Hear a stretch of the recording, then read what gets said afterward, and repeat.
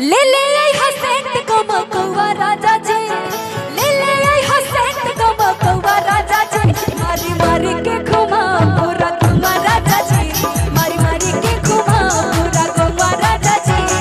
ले ले आई हसेंट को मकवा राजा जी, ले ले आई हसेंट को मकवा राजा जी, मारी मारी के घुमा पूरा घुमा राजा जी, मारी मारी के घुमा पूरा घुमा राजा जी, मारी मारी के घुमा पूरा घुमा राजा जी।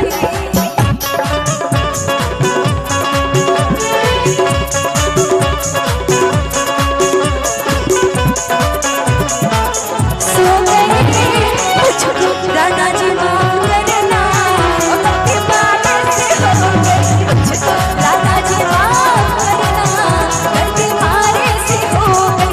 छत पे सोया था बहनोई, छत पे सोया था बहनोई, मैं नहीं समझ गई।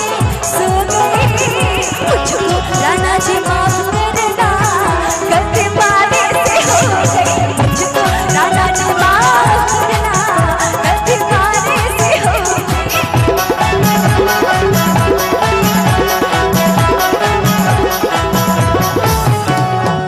देखी न नदियों भी चले लागल, चूड़ों के जिगरा हारे लागल।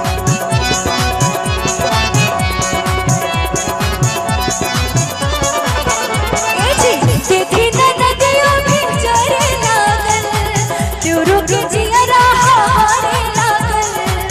मन करे कनी से लड़े न हो, कहरे से जुआ डरे न हो। महुआ में पायल छमकवा राजा जी, ले ले आई हसेंट को मकवा राजा जी, तो मारी मारी के घुमा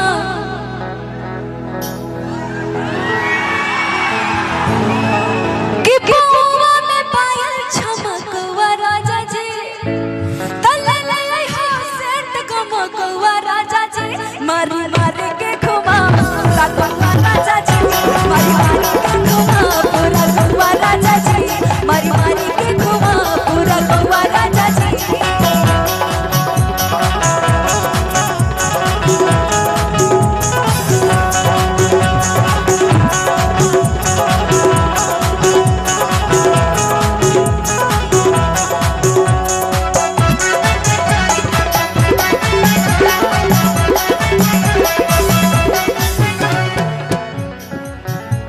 कहल जाला कि सेंट कम कौवा ला देव कि हम मार मार के पूरा कौवा में हला कर देव कि हमारे पति जी हमरा खातिर सेंट लेके आइल बनी।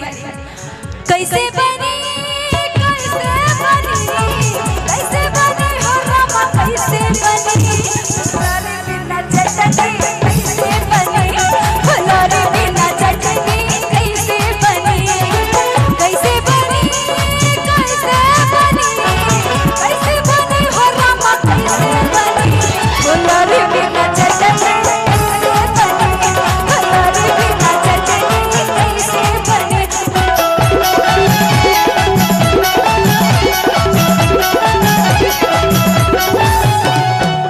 नैहर के हम सब खीनी हैं, पति के अपना दीवानी हैं।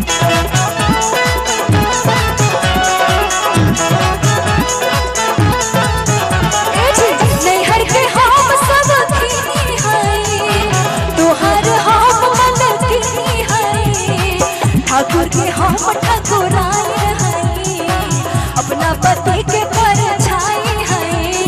महुआ में पायल छमकवा राजा जी, ले ले आई हसेंट को मकवा राजा जी। तो जितने कैमरे वाले भैया हैं वो मेरे साथ गाएंगे। तो मारी मारी